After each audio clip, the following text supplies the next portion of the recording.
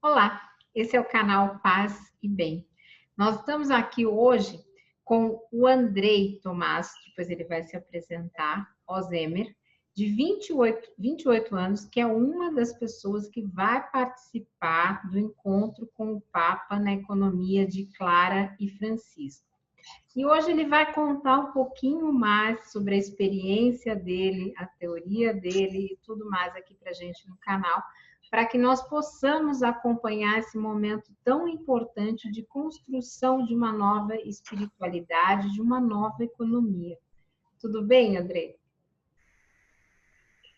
Boa noite, Carla. Paz e bem? Tudo bem, sim. Então, eu sou o Andrei, então, já que vem a apresentação, eu sou natural do Rio Grande do Sul, de uma cidade chamada Catuípe, no noroeste do Rio Grande do Sul, bem interior. Fui formando dos frades capuchinhos durante muito tempo, e depois, então, a partir da filosofia, me desliguei da ordem e me tornei professor de ensino religioso e filosofia na Escola das Irmãs Franciscanas, aqui em Pelotas. Pelotas, no Rio Grande do Sul, na região sul. Eu estudo filosofia, como falei, e me formei bacharel e mestre em filosofia. Como a Carla falava, sobre teoria, né? Eu acabei sendo um dos selecionados para a Economia de Francisco, acredito, pelo meu estudo da teoria de Amartya Sen, que é um dos autores que vai estar no encontro da Economia de Francisco em Assis.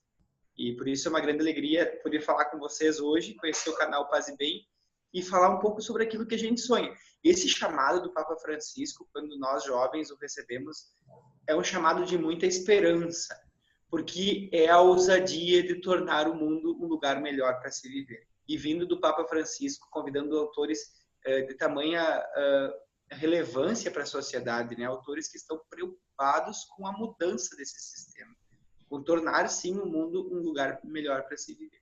Então, é uma grande alegria poder estar conversando com vocês no canal Paz e Bem. Legal. Gente, esse barulhinho que vocês estão ouvindo é porque o André está com o celular, não assuste, então alguém está mandando o WhatsApp para ele. Então, de vez em quando a gente vai ouvir esse barulhinho aí mais tranquilo. Andrei, você já disse que o que te motivou então a escrever nesse encontro foi a esperança da construção de um mundo melhor. Como é que é a sua vivência nesta construção no seu dia a dia? Muito bem, Carla. Então, eu tenho uma vivência muito próxima ao carisma franciscano por trabalhar numa escola franciscana, uma escola que já tem 131 anos aqui em Pelotas. Foi fundada pelas irmãs franciscanas que vieram missionárias da Alemanha, primeiro a São Leopoldo, no Rio Grande do Sul, depois aqui em Pelotas. E desde o momento que eu, no caso, saí da Ordem dos Capuchinhos, eu comecei a trabalhar com as irmãs franciscanas. Então, a minha vida, desde os meus 14 anos, ela tem sido de profundas vivências do carisma franciscano. Desde quando, 14 anos, eu fui para o seminário capuchinho, até depois, quando tomei a decisão, né, de pedir emprego com as irmãs franciscanas e que elas me acolheram. Então, é um fazer-se franciscano cotidianamente. Desde as crianças da educação infantil, na qual a gente trabalha com a assessoria de ensino religioso junto às professoras, né, até os alunos do 5º, 6º, 7º ano, onde a gente tem contato direto na sala de aula com eles todas as manhãs. Então, a vivência do carisma franciscano, no meu modo de pensar, é, em primeiro lugar, a simplicidade de vida. Francisco de Assis ensinou-nos isso com a sua própria vida. Viver de modo simples, frugal, né? Com uma vida sóbria, uma vida no sentido de que uma vida com o pouco que nós precisamos, e não com o máximo que nos é permitido. E acredito que isso também é a economia de Francisco, né? Um modo de vida que valoriza o artesanato das pessoas que estão próximas a nós, que valorizam o consumo orgânico, que pensa na pegada ecológica, ou seja, o que nós vamos deixar nesse mundo, né? O que nós vamos deixar para as futuras gerações. E essa vivência franciscana, ela também influencia a própria pesquisa filosófica, porque quando eu iniciei o mestrado em filosofia, eu fiz a mim mesmo essa pergunta: que tipo de filosofia eu quero estudar? Ou seja, que tipo de teoria filosófica, que é, queira ou não queira, é a partir do pensamento que nós mudamos a realidade, ou então, muitas vezes não mudamos, né? Ou tornamos o mundo melhor. Eu me perguntava que tipo de filosofia eu quero pesquisar. Isso que eu vou escrever, essas coisas que a gente está debatendo o que disso vai tornar o mundo um lugar melhor para se viver. E aí o Amartya Sen, inclusive, foi um autor que eu fui conhecendo aos poucos. Hoje eu conversava com um professor de economia política, quando ele dizia, olha, quando nós começamos com esse grupo, que no caso eu participava, né, eles estavam lá na graduação e eles ficavam perguntando politicamente, de um ponto de vista brasileiro, né, o que o Amartya Sen era, o que ele é, quem que ele segue, quais as teorias. E esse processo foi acontecendo tão bonito. Nós começamos com o livro Desenvolvimento como Liberdade, depois nós lemos sobre ética e economia. Por fim, chegou a Ideia de Justiça, que é um livro do Sen de 2010, que é excelente, assim, dá a posição dele sobre o que ele acredita sobre o que é justiça, né? E aqui a imagem da justiça bem linda que ele faz, assim, que é a justiça como um rio. Que isso remonta até, inclusive, se nós formos olhar a tradição judaico-cristã, fala, né, da justiça como um rio. Ou seja, a justiça que acontece, né?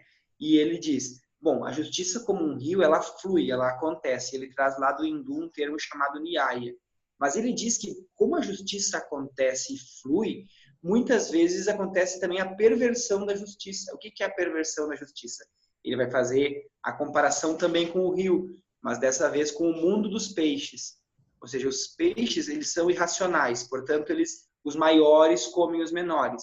E o Amartya Sen vai dizer na Ideia de Justiça, num dos lugares, que é este tipo de justiça, de injustiça, né? Esse tipo de justiça que é injustiça, que não pode acontecer.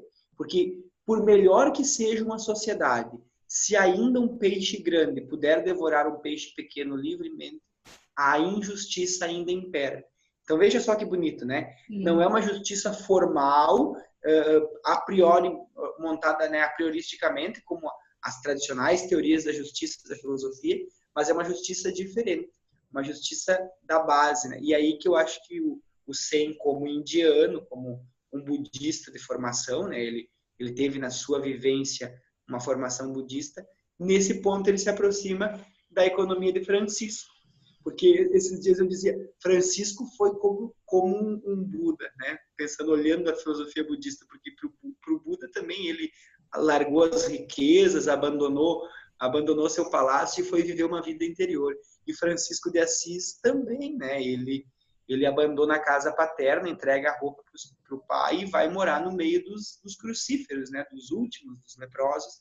E ali Deus vai tornando aquele coração amargo, que ele mesmo diz, né? Amargo porque vivia em pecado, na doçura do amor de Deus. Então, falando um pouquinho dessa vivência, é isso, assim. E a gente procura vivenciar no cotidiano escolar, claro, na pastoral da educação, na arquidiocese, e nos projetos sociais que a gente vai se envolvendo com o ambiente acadêmico, né, e outros espaços de juventude. Você sabe que é curioso ouvindo você falar, porque nós, embora eu esteja à frente do espiritismo, nós prezamos muito no espiritismo progressista o diálogo interreligioso. Então, enquanto você fala sobre Buda, sobre Francisco, essas são figuras, né, são figuras históricas que a todo momento nós trazemos também na comparação espírita como modelos mesmo inspiradores da humanidade.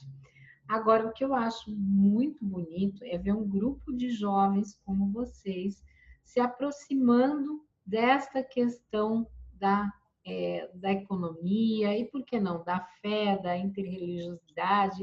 Isso eu acho muito bonito. E com base nisso, eu queria te perguntar o seguinte: quem são os jovens que irão até Assis e o que vocês esperam desse encontro?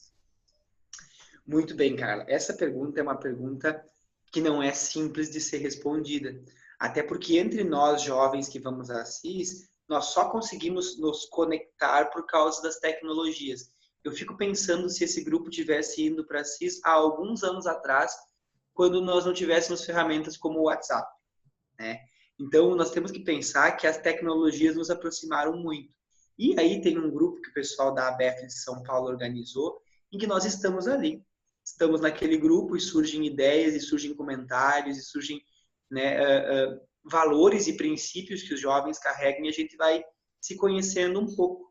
E a gente percebe que é uma juventude muito plural.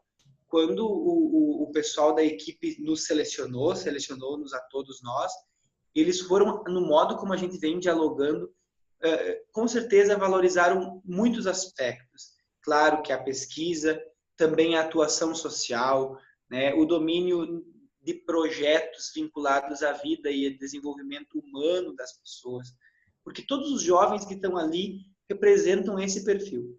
Ou são economistas que estão engajados em projetos sociais, né, ou são jovens que participam de movimentos políticos, de movimentos religiosos, estão à frente de ONGs, organizam movimentos pastorais e não pastorais. Eu aqui, claro, quando a gente fala muito a partir daquilo que nós vivenciamos, né?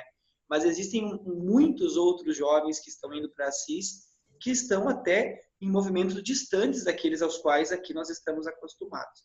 Então, a face da juventude que vai para Assis é uma face plural, alegre, né, de diversidade, apresentam assim, diversidade religiosa mesmo, e ao mesmo tempo de um respeito gigante. Né?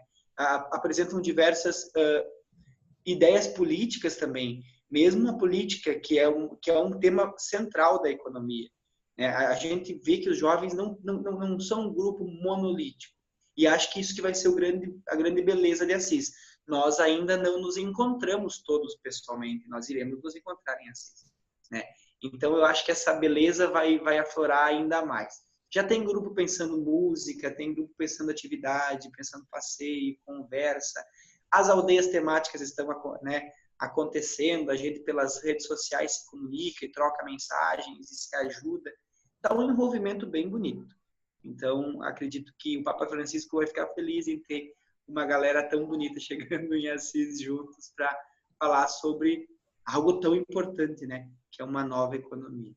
Nossa, é emocionante. Eu fico feliz. Eu estou aqui do outro lado, mas estou bem emocionada. Dá até assim um arrepio na gente de alegria, de emoção, de ver em época de tanto neoliberalismo, de tanta gente do outro lado, a gente tem esse grupo construindo essa história tão bonita dentro da economia. É muito, muito gratificante. Agora, no lugar em que você vive, como é que funciona essa preparação e essa participação para esse encontro? Muito bem, Carla. Então, logo que a gente se inscreveu, assim que veio o link da inscrição, eu fui entrando em contato, eu e outros colegas entrando em contato com pessoas importantes para esse movimento aqui em Pelotas, né? O Padre Martinho Lenz, que é o capelão jesuíta da Universidade Católica, professores que são do Núcleo das Relações Internacionais da Universidade Federal de Pelotas, professores do Núcleo de Economia Solidária da Universidade Católica. E aí criamos um grupo de WhatsApp, como é algo bastante comum na atualidade, e já estamos na terceira reunião neste ano de pessoas que, na verdade, não estão começando a se encontrar agora. São pessoas que já se conhecem de outros grupos. Por exemplo, aqui em Pelotas tem uma rede de consumo solidário, que é a rede do bem da terra. Nessa rede, tem grupos de produtores e de consumidores. O que acontece? Esses grupos têm pessoas ali que são referências para o desenvolvimento desses grupos. Estão representados na economia de Francisco. O pessoal do Núcleo de Economia Solidária da Universidade está lá. Estamos com contato com a Universidade Federal de Pelotas. E eu, enquanto aluno de graduação, porque terminei o mestrado e voltei para a licenciatura, a gente está em diálogo já com a reitoria para pensar, afinal de contas, como a juventude que está chegando na universidade agora, logo mais voltando, né, vai se preparar também para a economia de Francisco. E aí, no dia 12 de março, na sala interativa da Universidade Católica de Pelotas, nós vamos nos reunir, os 3 jovens daqui que vão para Assis, eu, o professor Paulo Gubert, que é professor da Filosofia e da Teologia da Universidade Católica, e o professor Ezequiel, que é da Economia também na Universidade Católica. Vamos estar nesta sala e nós vamos escutar 10 pessoas, né, representantes das Claras e Franciscos. Então, vai ter gente da agricultura familiar, assentados do MST, grupos de economia solidária, quilombolas, um jovem indígena, um jovem migrante. Nós estamos conversando com os migrantes senegaleses que trabalham aqui também, né? Ou seja, como essas diversas Claras e Franciscos, o que as Claras e Franciscos têm a dizer para nós que iremos até Assis, né? Então, no primeiro momento, antes de irmos a Assis, Paulo, eu e Ezequiel vamos escutar. No dia 12, nós não vamos falar nada. Nós vamos escutar. E depois, então, no retorno de Assis, nós vamos trazer, né, as conclusões e esse grupo está disposto a continuar. Temos até hoje uma professora já recordava a caminhada da Teologia da Libertação, a professora Maria Clara, da Psicologia da UCPEL, e ela disse, olha, quando eu li a Economia de Francisco, eu quis me aproximar, porque isso é uma esperança para nós. Então, pessoas que vivenciaram uma caminhada lá na década de 70, 80, colocando em nós, jovens, que já chegamos agora, né, somos os trabalhadores da última hora, essa esperança de uma caminhada que ela já estava. E quando ela dizia, eu vejo isso no Papa Francisco, eu disse, professora, tenho certeza absoluta. O Papa Francisco é um filho dessa caminhada também. Ele também fez parte da caminhada latino-americana da teologia, é parte do CELAM, que é o Conselho dos Bispos, né, latino-americanos. Ou seja, o Papa Francisco conhece a nossa realidade muito bem. E se ele está nos chamando, ele espera que a gente vá fazer alguma coisa nos lugares onde nós estamos. Como dizia, aqui em Pelotas estão surgindo ideias, mas ainda não estão sendo amarradas, costuradas, e a ideia é que seja um processo muito livre, como é a chamada do Papa Francisco. Nós não queremos engessar esse processo. Porque isso é Francisco de Assis. Francisco de Assis dizia, vamos deixar o Espírito Santo agir, né? Então a gente está dialogando, está conversando, está programando, mas também sempre muito aberto às novas ideias, às pessoas que se aproximam de nós. Que bacana. E, bom, eu posso te dizer que eu, como espírita, eu sigo a liderança do Papa Francisco. Eu já falei, olha, eu estou pensando em mudar e virar católica. É uma brincadeira, claro, a gente sabe que fé é uma coisa muito subjetiva, né, pessoal, mas ele é uma liderança que inspira, né, e inspira todo esse movimento emocionante que vocês estão fazendo. Agora, você falou uma coisa que eu desconheço, que eu queria saber o que é a aldeia temática e qual que é a sua aldeia temática e como é que você aproxima isso de todo esse trabalho, esses projetos que você vem desenvolvendo. Então, como são 3 perguntas, se você quiser, depois eu repito. Então, primeira coisa, o que é a aldeia temática? Muito bem. Lá em Assis foi dividido em 12 aldeias temáticas, tá? E nós fomos convidados a escolher essas aldeias temáticas. Tem diversas. Mulheres na economia, questões ambientais, vocação e negócios, diversos temas. Eu agora não tenho elas aqui em mãos, então não saberia dizer com certeza as 12, mas quem quiser entrar lá no site da Economia de Francisco vai encontrar as 12. Eu vou me lembrar as 3 últimas que foram as que eu escolhi primeiro e depois acabei escolhendo uma delas. Eu fiquei entre políticas para a felicidade, vida e estilos de vida e agricultura e justiça. Então, essas 3 já definem um pouco da minha pesquisa, né? Políticas para a felicidade, porque quem estuda filosofia política tem que se preocupar com políticas públicas efetivas para a felicidade da população. Vida e estilo de vida também muito ligado à ideia filosófica de que, né, a vida se faz, a vida se constrói. Então, vida e estilos de vida tem a ver com valores, com princípios e também com uma nova economia. E a terceira, que foi a que eu escolhi, agricultura e justiça. Apesar de eu não vir da área da agricultura, das ciências naturais, vir da área da filosofia, o tema da justiça para mim é muito caro. E desde que eu entrei na filosofia como um membro da classe camponesa, como um neto de agricultor, né, como alguém muito ligado ao campo e aos modos agroecológicos de produção, eu com certeza, pelo bem do nosso Brasil, pela representatividade que essa aldeia nos dá enquanto um país marcado, né, de veias abertas, como diria Galeano, pela mineração, né, pela exploração, pelo extrativismo, por um modelo de agricultura que é difícil hoje, né?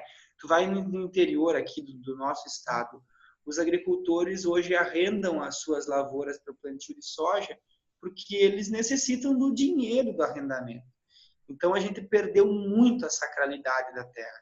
E os novos jovens, as novas gerações, não aprenderam isso, sabe? se perdeu isso. A minha geração hoje de jovens agricultores, mesmo os jovens que se matriculam num curso de agronomia, por exemplo, eles acabam aprendendo como aplicar veneno, como comprar semente, plantar e aplicar veneno. Ninguém mais conhece os ciclos da terra, ninguém mais guarda a semente crioula que veio do avô, que veio do pai, que é parte da comunidade de vida. As próprias comunidades estão tendo dificuldades para manter esse tipo de ensinamento. Então, quando eu escolho agricultura e justiça, né, eu escolho pensando nos ribeirinhos, nos indígenas, nos quilombolas, neste povo todo, no movimento de justiça ambiental, de modo muito especial, da Via Campesina, né, esse povo que quer uma agricultura diferente porque acredita nisso. E aí nós vamos ter dois nomes lá em Assis, que é a Vandana Shiva e o Carlo Petrini, duas personalidades da agricultura ecológica e agroecológica, né, sociopolítica, eu diria socioambiental, né, nomes assim que vão nos dar muito referencial, né, muito aporte de nós chegarmos com convicção, porque na verdade é um debate que ele tem que ir além das palavras, mas muitas vezes no Brasil, justamente por essa bancada que nós temos, por essas opções políticas, de política pública que nós temos voltadas ao agronegócio, é um tema que nós temos muita dificuldade de trabalhar. Por quê? Porque precisa, sim, também, em termos de agricultura, uma grande reforma agrária, né? Uma reforma agrária política, uma reforma agrária popular e camponesa. Eu, jovem, né? Nós, jovens, somos destinados a qualquer emprego que não seja agricultura. E não há nenhum tipo de política pública que dê meios viáveis do jovem morar no campo e, né, ter uma outra relação com a terra. Então, a cura do ser humano, o Papa diz isso, e os documentos da igreja dizem isso, e agora o documento da Amazônia também diz, e aí não é só a igreja, é a ética que diz isso, né? A filosofia diz isso. A cura do homem passa pela cura da terra, e a cura da terra passa pela cura do homem, né? Curaremos a terra quando curarmos o homem, curaremos o homem quando curarmos a terra. E aqui, Ana Primavera, grande agroecologista austríaca, que fala, né, da cura do solo. Sem curar o solo, não teremos alimentos saudáveis e pessoas saudáveis. Só que, claro, falo aqui como alguém que está à procura, como alguém que está a caminho, alguém que gosta muito desses espaços, mas que mora num apartamento. Tá? Então, eu não moro no interior, moro na cidade, mas alguém que gosta muito e que opta pelo sistema agroecológico, né, pelo cuidado da natureza, etc. Que na sala de aula, a educação para a sustentabilidade também passa por isso, né, pela sensibilização às causas da humanidade e, de modo especial, às causas da casa comum. Acho que respondi. Legal, muito legal essa conversa. Eu estou encantada aí com o trabalho teu, desses jovens que estão indo para lá. E por conta disso, eu queria pedir para quem está nos assistindo aqui, gente, tem uma vaquinha acontecendo na internet. Eu estou aqui com o celular na mão para eu poder ler. Esse que vocês estão ouvindo é o Fiel chorando, já que a gente falou tanto de Francisco, temos aqui um bichinho chorando. Mas assim, tem uma vaquinha acontecendo que eu peguei aqui, se chama Jovens Brasileiros com o Papa em Assis. É no site mesmo lá, vaquinha.com.br, www.vaquinha.com.br. O ID da vaquinha é 875916. Então, quem puder, essa vaquinha é para ajudar esse projeto, esses jovens que estão indo lá. Sabemos dos tempos que estamos vivendo, mas eles precisam ir, precisam lá minimamente ter a condição de realizar esse trabalho, que não é um trabalho só para eles, é um trabalho para as nossas gerações atuais, futuras, é um trabalho que preza por tudo isso que hoje em dia a gente vê aqui no Brasil, um trabalho tão contrário a isso que a gente espera de coração, que faz parte de uma espiritualidade, de um novo momento que nós esperamos cada vez mais, com a liderança do Papa Francisco, atingirmos. Então, quem puder, vai lá, vaquinha.com.br e faça sua doação, por menor que seja, aquilo que puder de coração, mas para ajudar esses jovens que estão fazendo esse trabalho tão bonito a convite do Papa Francisco. André, queria te agradecer muito, vou te dar a palavra aí para você se despedir dos nossos, da nossa comunidade querida aqui. Muito bem, Carla. Muito obrigado pelo convite. Veio através da FAB e da ABEF. É muito importante a participação na vaquinha. Alguns jovens conseguiram bolsas do encontro. Eu sou um dos jovens bolsistas que vou com bolsa de passagem do encontro. Recebi ontem, estou muito feliz com a passagem. Estava bem angustiado com isso e elas chegaram, então estou bem feliz. Mas muitos jovens não tiveram essa oportunidade. E a Articulação Brasileira pela Economia de Francisco está pensando nesses jovens. Lá, quando o pessoal começou a falar, a delegação brasileira não vai deixar ninguém para trás, ou seja, todos nós vamos. Então, é muito importante essa doação para esses jovens que estão se organizando também para ir para Assis. Agradeço o convite do canal Paz e Bem. Desejo a todos, toda a comunidade do canal Paz e Bem, que a paz e o bem nos guiem, que o caminho de Francisco possa ser transformador. Para concluir, eu gosto muito de citar Francisco. Gosto muito de ir às fontes e agora, esses dias lendo o Testamento, é um dos textos de Francisco que mais me tocam, e ele falou do coração. E ele dizia que quando ele estava, que eu já citei antes, quando ele estava em pecados, ou seja, quando ele vivia com a mentalidade do mundo de então, era amargo demais ver leprosos. Era amargo demais ver gente que sofria. E aí ele diz assim: mas o Senhor me conduziu até eles e eu fiz misericórdia com eles. Ou seja, o que é fazer misericórdia? O meu coração bateu ao lado do coração deles.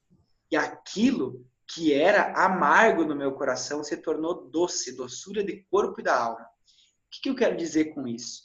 Que esse caminho de Francisco possa adoçar o coração de muita gente, assim como adoçou o coração de Francisco. Mas o caminho de Francisco não é o caminho nosso indo para Assis.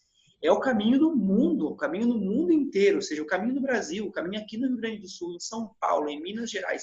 E Francisco apontou o caminho. É o caminho daqueles que carregam a sua cruz, dos leprosos de hoje. E o que ele disse? Eu fiz misericórdia com eles. A campanha da fraternidade da CNBB esse ano tem lá a irmã Dulce. Viu, sentiu compaixão, cuidou dele. Esse é o caminho de Francisco. Francisco aponta, vai até os crucíferos. Que essa nossa aproximação com o pobre, com o sofredor, não só pobre material, não só sofredor material, aquela pessoa que precisa de nós. Pode ser um vizinho, pode ser um amigo, pode ser alguém da nossa família. Encontrar-se. Cultura do encontro é olho no olho, é aproximar-se, é sair de cada encontro com algo novo a se fazer, com o coração curado. Então, Carla, muito obrigado por esse convite, por essa oportunidade. Aqui do Rio Grande do sul do Brasil, mando um abraço para toda a comunidade do canal Paz e Bem. Agradeço pela oportunidade e pelo caminho de Assis. Quem sabe a gente se encontre por aí. Vou deixar também o meu contato com a Carla, para que vocês possam entrar em contato com a gente e também nos comunicarmos. Tá bem? Um abraço para todos vocês. Paz e bem. Puxa, que alegria, muita alegria. Então, se você gostou também, você pode ajudar de outra forma, se você não puder contribuir com a vaquinha. Compartilhe nas redes sociais, fale a respeito, deixe os seus comentários no vídeo, porque aí os algoritmos a gente sabe que mudam e nós conseguimos atingir mais pessoas nesse vídeo para que esses jovens possam construir essa nova realidade, como ele disse, para o mundo. Um beijo grande. Obrigada, muito obrigada. Paz e bem, gente. Paz e bem. Paz e bem.